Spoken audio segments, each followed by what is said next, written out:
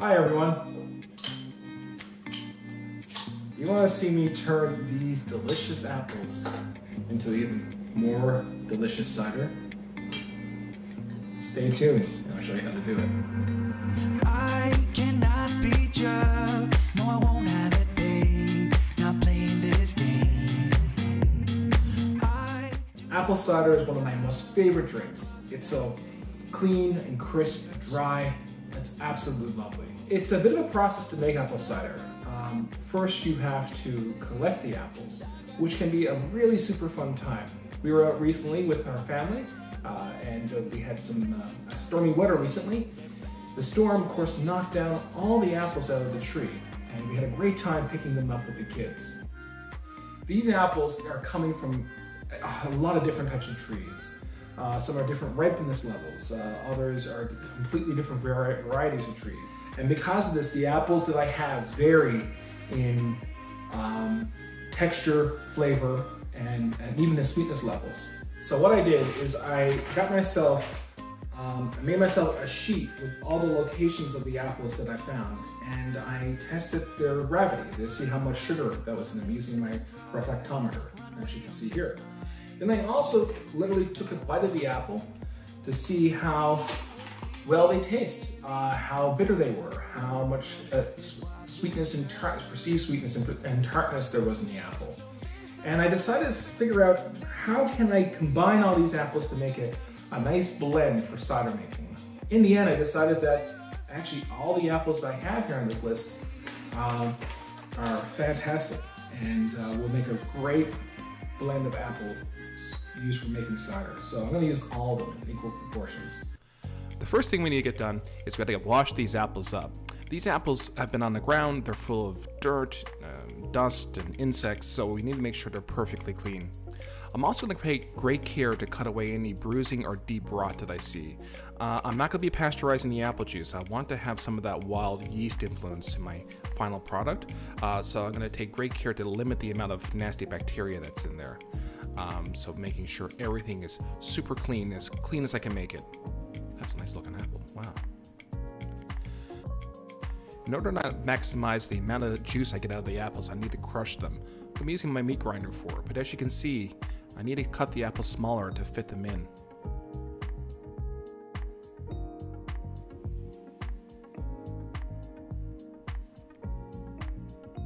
And after a couple hours work, I've got 2 large bins of apples. I'm going to need twice as much again to fill my fermenter. Now it's time for the grinding. This is a standard meat grinder. I'm using the medium die on it for crushing the apples. This works so great. I'm going to lock it in place. It crushes the apples into a fine paste. I have my hands covered in a non-rinse sanitizer called Star San, and that's what the foam is. I'm going to push the apples through the grinder. And as you can see, it comes out just like a paste. It's so great. Looks almost already juice.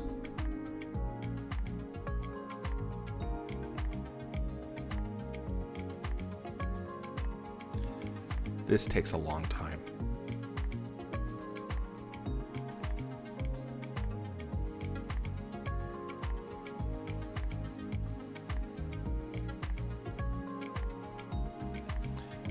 Here's the product. It's already pretty much juice.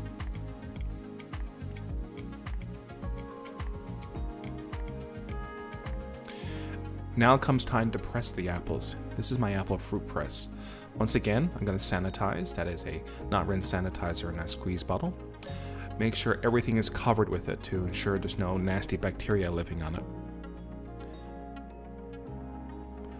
First goes the barrel. And next, the sanitized cheesecloth bag. This is going to hold the apple mash.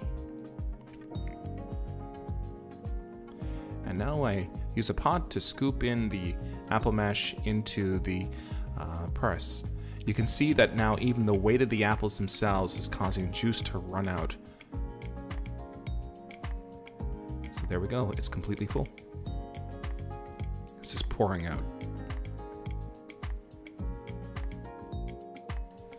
we have to compress the apple mash to get every ounce of juice out of that. To do this, we're gonna block it off. I have a semicircles of wood there that I'm gonna place down on top of the apple mash. Then I'm gonna layer, sort of like Jenga, some blocks on top. These blocks are gonna give us the distance we're gonna need to get the press down. Then comes the pressure plate right here, and then the ratchet pinion system is gonna go on top.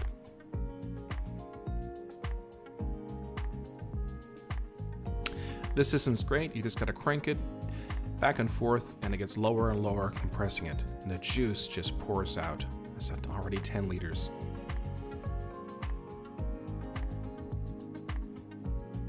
Put a strainer there to catch any stray pulp that might end up into it.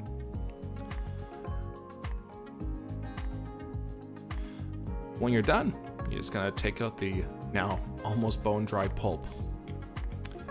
This apple pulp went to Hender's Organic Farms compost heap to grow more vegetables in the future. Now that we have our juice done, we have to sanitize our fermenter. This is a fermented product. We're going to be adding yeast to that juice to turn it into apple cider. I want to sanitize the edge of my bucket as well that the juice is in. And now I'm going to pour in my juice into my now sanitized fermenter. Don't worry about the foam. The foam is this non-rinse sanitizer I use called Star San. It's great stuff. Don't fear the foam. This is the second batch of juice I pressed, giving us 25 liters of sweet, delicious apple juice. I'm going to use my hydrometer now to measure the potential alcohol of the cider. It's coming out at 1039. That means that if all the sugar gets converted to alcohol, I should have a cider around 5% alcohol, which is right where I want it. I'm going to use my drill with a paddle attachment to whip up air into the juice. I'm doing this in order for oxygen to get dissolved into the juice. This will help with yeast growth. I'm also going to use some yeast nutrient. This will again encourage healthy yeast. And of course, some pectin enzyme. This will help with clarification of the juice. Now it's time for the yeast. I'm using Levain's EC1118. This is a yeast that's originally designed to use for sparkling wines. However, I really like using it for cider. There's a lot of similarity between the way I make my apple cider and sparkling wine. Also, the yeast is really competitive. It ferments quickly, it ferments clean, and I'm hoping that the yeast will outcompete the other bugs that may be in the unpasteurized apple juice, hopefully giving me a much cleaner tasting cider. So now we're just gonna add our pectin enzyme and our yeast nutrient. And of course, we can't forget yeast itself. Right in, pitching it right in. Just gonna give this whole thing now a nice little spin again, just to make sure everything's mixed in, and a little more oxygen certainly can't hurt. I'm gonna store it into a dark, warm place, and this is gonna go down for at least a month.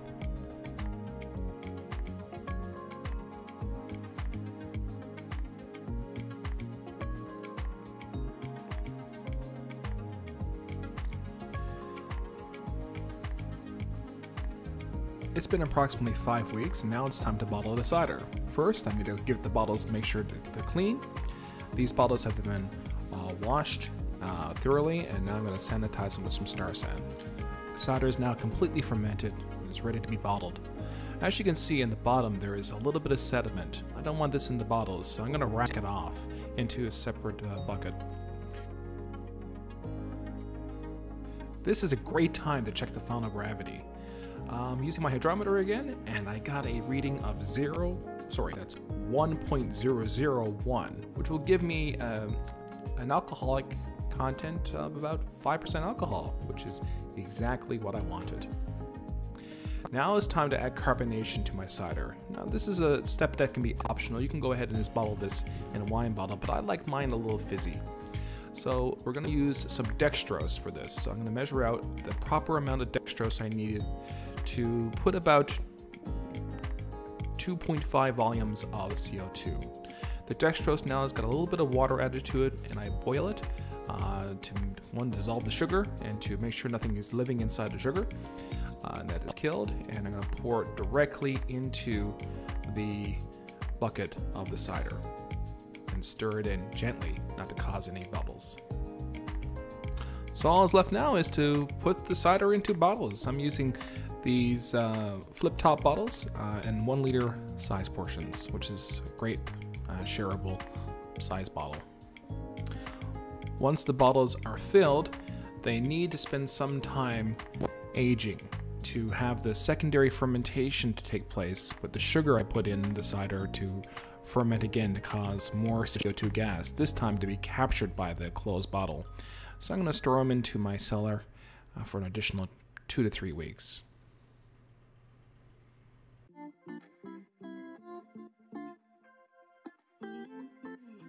And welcome back. It's been like 2 months since you last saw me anyway, making the cider. So I've had the cider now sitting down in my cellar for about 3 weeks, bottle fermenting, and I got this guy, my good friend Nick, to have a taste with it to see what it's like. All right. So let's crack it open, Nick. Okay. So I got it ice cold. Ooh. So this cider fermented completely dry, and it came out to just under 5% alcohol. So here we go. What you got first?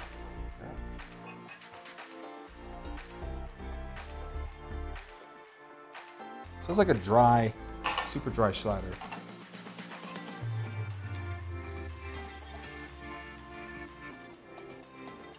Oh.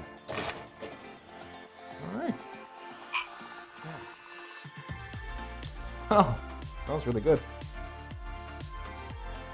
It's definitely got like a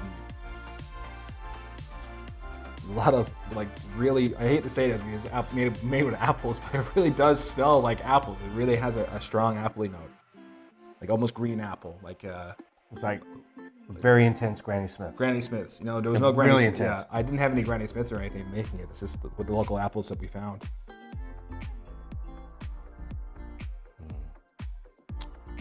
Oh, that's Moorish. Oh, wow. It's really crisp. Like, there's not a grain of sugar in that. Nope, that is lovely and short. That's a lovely, lovely class. Like, I think this is like something you're gonna drink and this makes you super thirsty. Like, it's like really thirst quenching. It's like you have a little bit and it's like, I want some more. Oh, it's perfect. Yeah, you just like, you instantly swallow it and it's like, well, I think I'd like to taste that again. It's really, really intense. Mm. Also, that yeast I use really ferments clean, so like, I've got no off flavors of like. There's nothing. No esters. No esters, no ethers, nothing. It's absolutely crisp and clean. Mm-hmm. And the color came out. This clarity is beautiful as well. You just about see the other side. So the clarity, of course, was the pectin enzyme that I used to help clarify it. Beautiful. And so yeah, came out really good. The yeast was really healthy, and we got this super crisp and clean. You know what it reminds me of? Strongbow back in the day. Yep. Before it changed, it was really, really dry, bone dry. Absolutely. And they did a reissue of it called Extra Dry or Extra Strong, I think is what they called it. And it was basically this: it just intense apple, sits on the palate, dries you out, hits you, and it's like, let's go back in for some more. Yeah. Man, what do you think about food for this? What would you match with it? Oh. I'm an Englishman, so I'd be like a piece of ham, a piece of cheese, a bit of cracker. Absolutely. It's Robin Hood food and a glass of cider. Considering that the apples were literally picked up off the ground, I think this came up pretty good. What do you think? I think you've done a cracking good job right on a really good cider. All right. Well, that's it for us, I guess. So thank you again for checking this video out, and I'll see you on the next segment of Nighttime Wind Down. Cheers.